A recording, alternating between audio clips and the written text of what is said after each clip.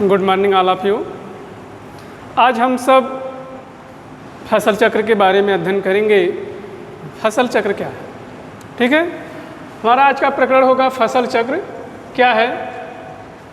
फसल चक्र किसी निश्चित भूभाग में, निश्चित समय में और निश्चित क्षेत्र में फसलों को फेर बदल कर बोना, जिससे मृदा की उर्वरा शक्ति नष्ट ना हो, वही आपका फसल चक्र कहलाता है।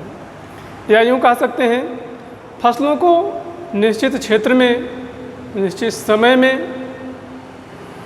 अदल बदल कर बोना, जिससे मृदा की उर्वरा शक्ति बनी रहे, तो उसे हम क्या कहेंगे? फसल चक्र।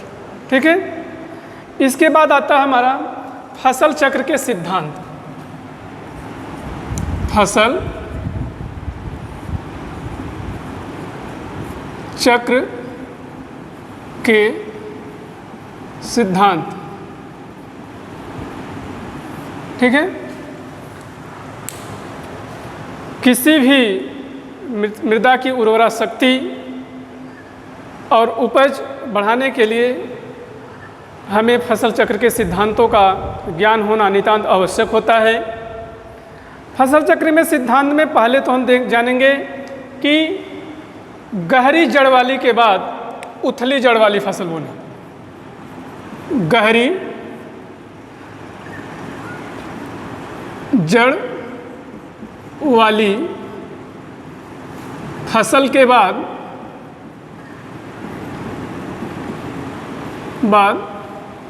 उथली जड़ वाली फसल बोनी। उथली जड़ वाली फसल। ठीक है, जैसे मृदा में जब हम गहरी जड़ वाली की फसल के बाद उथली जड़ वाली फसल बोते हैं, तो गहरी जड़ वाली जो फसल होती है वो अधिक नीचे तक के पोषक तत्वों को ले चुकी होती है, लेकिन ऊपरी जो परत में पोषक तत्व होते हैं उसको छोड़े रहती है। इसलिए तो जब हम दूसरी उथली वाली फसल जब बाद में बोते हैं, तो उथली फसल जो होती है वह क्या करती है, तो ऊपर की जो पोषक तत्व बचे होते हैं उसको वह ग्रहण कर लेती है। ठीक है, इसके बाद है दलहनी फसल के बाद, दलहनी के बाद अदलहनी। अदलहनी फसल। ठीक है, आप ये जानते हैं, दलहनी फसल हम जब बो देते हैं तो दलहनी फसल वायुमंडल से नाइट्रोजन को एकत्रित करती रहती है और मृदा में नाइट्रोजन को देती रहती है। तो हम क्या करते हैं, दलहनी फसल के बाद अदलहनी बो देते हैं, तो अदलहनी वाली फसल जो होती है उसमें हमें कम से कम खाद देने की आवश्यकता होती है, क्योंकि जो दलहनी फसल होती है पहले से मृदा में नाइट्रोजन का स्थिरीकरण किए रहती है। और जो खास बात इसकी यह भी है, और नाइट्रोजन कैसे इकट्ठा करती है, जो नाइट्रोजन इकट्ठा करने के राइजोबियम के जो जीवाणु होते हैं वे दलहनी फसलों, समस्त दलहनी फसलों की जड़ों में पाए जाते हैं। ठीक है, आगे आपका है अधिक खाद चाहने वाली फसल के बाद कम खाद चाहने वाली फसल। अधिक खाद वाली फसल के बाद कम खाद वाली फसल।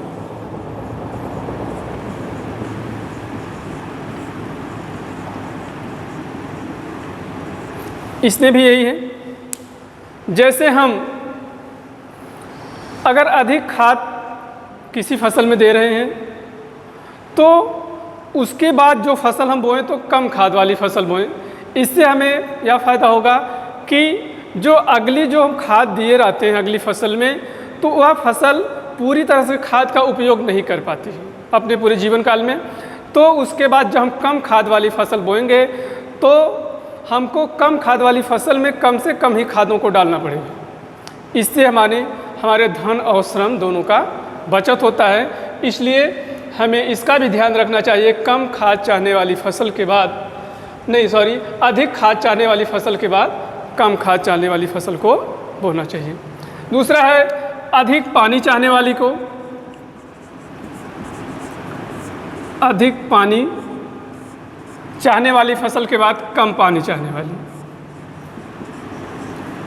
पानी चाहने वाली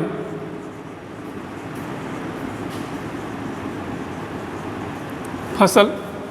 जैसे कि आप अगर बुआई कर रहे हैं धान आप जानते हैं अधिक पानी चाहती है, और उसके बाद हम धान के बाद अगर मूंग की फसल लेते हैं तो मूंग में हमको कम से कम सिंचाई करनी पड़ती है, क्योंकि कुछ ना कुछ पानी के जो पानी होते हैं वे पूर्व फसल से मिट्टी में बने रहते हैं।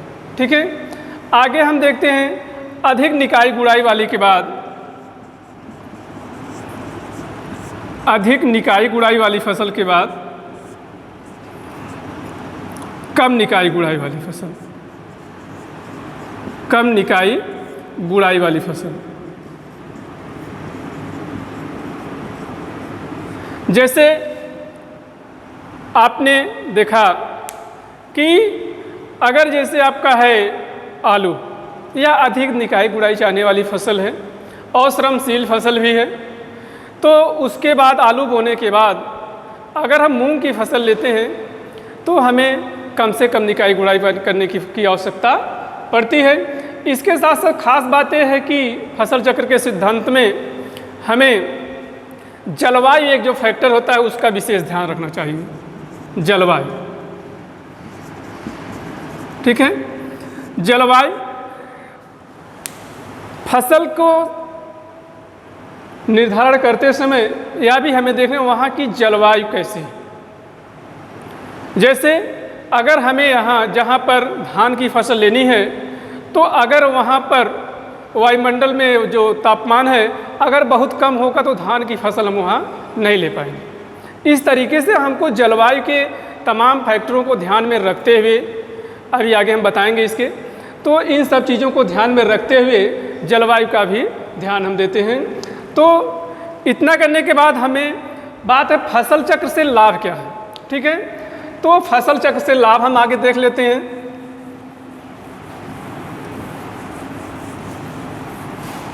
फसल चक्र से लाभ, फसल चक्र के लाभ। ठीक है, फसल चक्र के लाभ में है अधिक उपज प्राप्त होती रहती है और मिट्टी के कटाव को रोका जा सकता है। किसान को वर्ष भर नियमित आमदनी मिलती रहती है और इसके साथ साथ भूमि की भौतिक दशा, रासायनिक दशा, जैविक दशा, सभी दशाओं को सुरक्षित भी रखा जा सकता है। उसके साथ साथ आपकी जो फसल में जो व्यय होता है उसका भी समुचित रूप से उपयोग और व्यय को कम भी किया जा सकता है, और साथ ही साथ फसल चक्र के वर्ष भर आमदनी मिलने से किसान की आर्थिक दशा में भी अच्छा सुधार होता है। ठीक है, तो इसके बाद अगला फैक्टर हम देखते हैं फसल चक्र की सघनता। फसल चक्र की सघनता,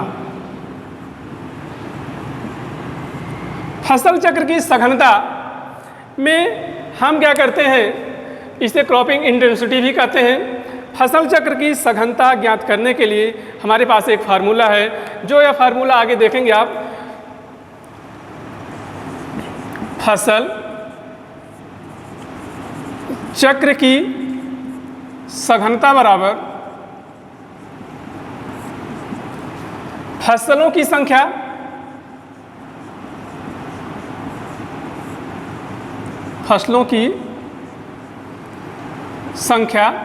बटे फसल के वर्ष,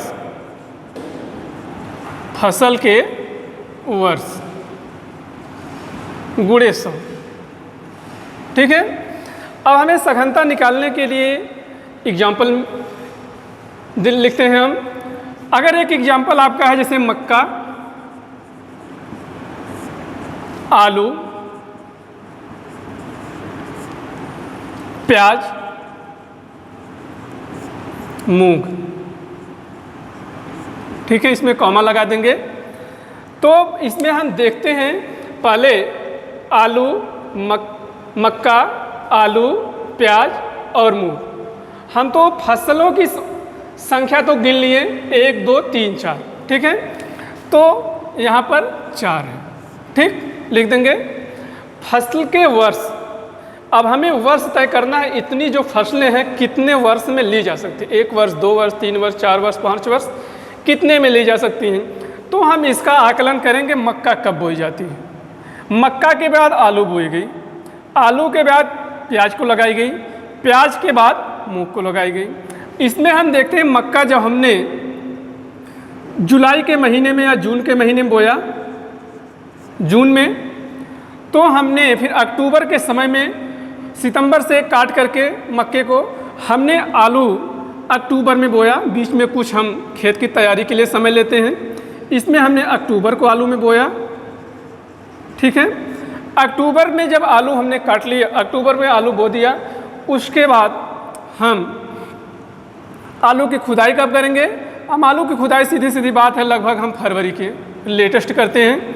फरवरी जब करते हैं तो फरवरी में प्याज को तुरंत लगा देते हैं, फरवरी में प्याज को तुरंत लगा देते हैं। प्याज लगाने के बाद हम प्याज की खुदाई कब करते हैं। प्याज की खुदाई अगर देखा जाए तो हम मई में कर दिए या अप्रैल के लेटेस्ट, अप्रैल में हम कर देते हैं, अप्रैल के लास्ट वीक में करेंगे। और उसी अप्रैल के लास्ट वीक में हम मूंग की बुआई कर देते हैं, ठीक है। अब वही मूंग की बुआई जहाँ अप्रैल में कर दिए, फिर आपका 1 साल फिर मक्के का समय, फिर आपका अप्रैल मई जून, फिर मक्का आ गया। इस तरीके से हमने इसमें देखा कि यहाँ पर 1 वर्ष समय कितना लगा इसको, 1 वर्ष, ठीक है। तो हमारा फार्मूला तैयार हो गया। तो यहाँ पर हम बटे 1 कर देते हैं। उदाहरण से हम ले लिए इसमें 100, ठीक है। इस तरीके से इसको हम हल करते हैं तो 400 आता है, ठीक है। तो इस तरीके से फसल, किसी भी फसल की आप सघनता निकाल सकते हैं, ठीक है।